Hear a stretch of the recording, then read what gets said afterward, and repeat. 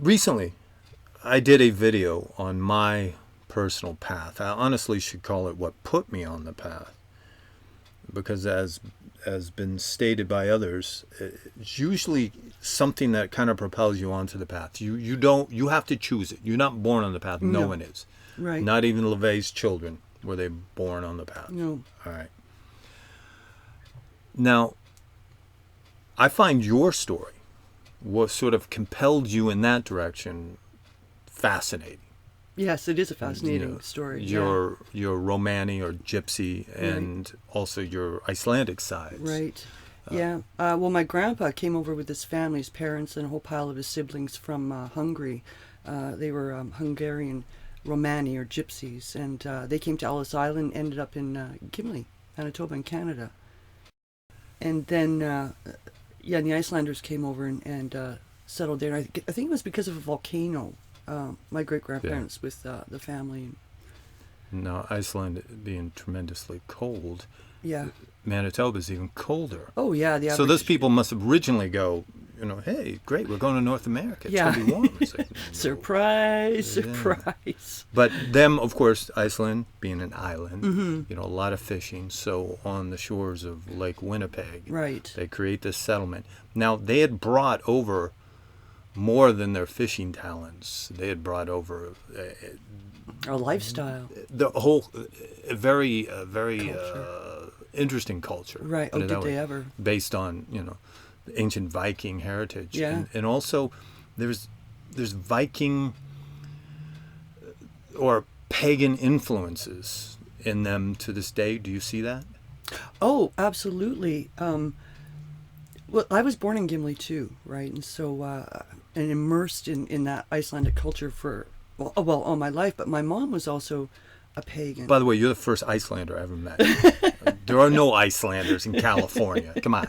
Plenty of Norwegians and Swedes right. and whatever things, but any other, Viking type, yeah, but Iceland, no. You're there right. might be some of the Dakotas or, there is Minneapolis, Minnesota, whatever, Yeah. but. And Gimli is actually the largest Icelandic settlement outside of Iceland itself, which I always thought was really interesting, because I always thought, why would you come here? Yeah. But there was certainly a dark pagan aspect for Mom. She was a little bit of a darker woman herself, but that's what I ended up being. Now some of the cultural aspects? I mean, this is ingrained in you. Yeah. And this was a huge influence, basically, on what propelled you into a certain direction. Absolutely. Which I found fascinating, because right now, this Icelandic magic, I mean, through the works of Stephen Flowers and so on and so forth, is popular. Yeah. You see a lot of Icelandic tattoos on people. Yeah. The stave of Ah, for instance, is right. very common. And now it's just ingrained. It's just a part of you. It's in your DNA, literally. It is. In your DNA. Yeah, and I didn't realize it was different until, you grow up a little bit and you go, why isn't everybody else doing this? Right? Now, pagan festivals, pagan influences, pagan... Well, we used to go to, we celebrated, not Christmas, but the solstice on the 21st at my grandma's house. And that was just what we did. She even set out a plate for somebody who might want to visit from the other side of the veil, so to speak, right? Oh, that's cool. Yeah, it is really cool. And it was a tradition I continued for years and raised my kids in that. And now this homestead. the homestead, Vintema. Yeah. Which just means homestead. Yeah, that's all it means, a family homestead. When my great-grandparents came over, they built the homestead Vintema, and it was full of tradition. One of the things that was so cool, and it was more amazing, was the murals on the dining room walls. It was murals and portraits of those who had painted directly on the walls. Were these plaster walls? Yes. And so they painted the portraits of the dead, and that was kind of creepy, eerie, fascinating for me to see that. Is anyone still living in this place? Well, not now, but when I used to spend the summers out there, my uncle Gisla lived in there, and he was a strange fellow, let's just say. But in the winter, when somebody died, they would just simply put you out on the wood pile, because there was no hope in hell that you could dig a grave in that frozen earth. Like, And there's just no way. use getting a hold of the authorities because they can't dig either. No, So they were probably it's doing the just- same thing, you know. And then springtime, you. Yeah, when you had a chance to. bury Was them. there a small cemetery right outside Yes. that homestead? Yes. Where? Wow. Yeah. Wow, that's Yeah. fascinating. Yeah, it is. It is fascinating. I get goosebumps just even thinking about it now. It is beautiful, beautiful and wonderful. You know. Now this is like I said, this is in your DNA. Yeah. This aspect Yeah. of what kind of directed you. But then when it comes to philosophy and so on and so forth, those influences, what Well, do you Nietzsche and Carl Jung were the gods in our house. We had, you know, because of my mother, mom was pagan, and those were on the bookshelves. now was her pagan, her paganness, let's say, Mm-hmm. do you think that was directly influenced by her Icelandic Oh, heritage? absolutely. Oh, absolutely. She couldn't have made a choice to be like that at that time. You know, to change into from a woman who doesn't come from that kind of culture to, oh, I'm going to be pagan, because it wasn't legal. Yeah, Iceland. Oh, excuse me, Iceland. Canada doesn't have a First Amendment right. No, absolutely not. So- And so the things that I grew up with, we just didn't talk about to the outsiders, to people outside of our family unit, because they wouldn't understand. Or people And it outside was- of Gimli. Outside of Gimli, Yeah, yes. 'cause Yeah. of course the others in Gimli were pretty much doing the same thing. Oh, in a sure. lot of ways.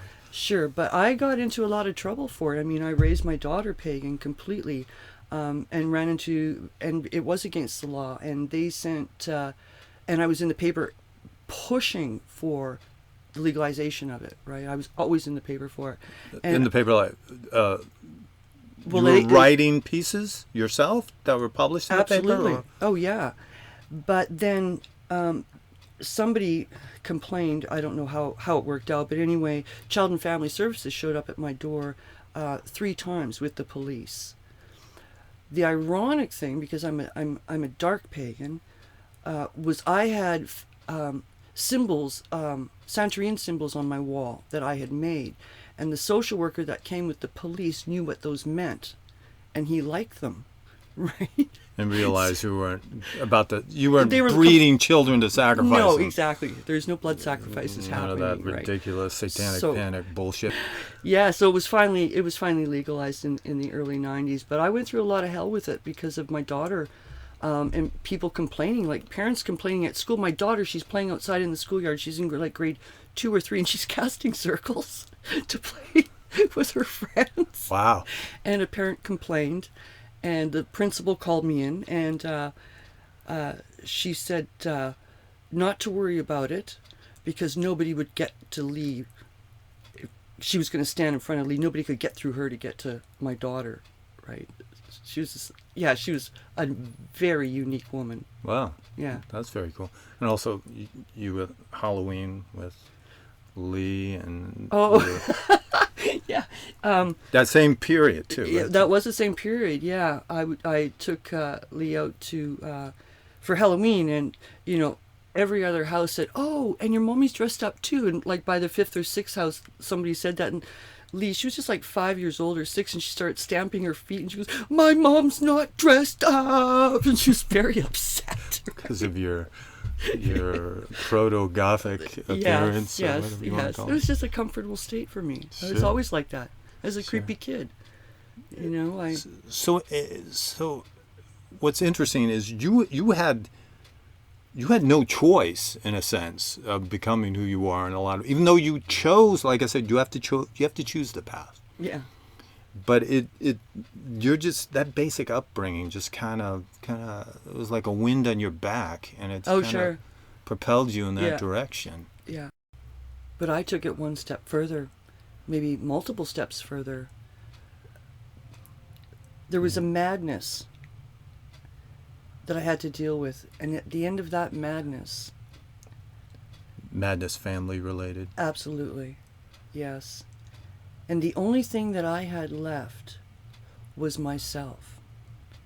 And I had to face my own demons And that is the hardest thing a person ever will do. It's usually, I couldn't be in denial of them anymore. They had to be dealt with. And so I took it further than I ever expected.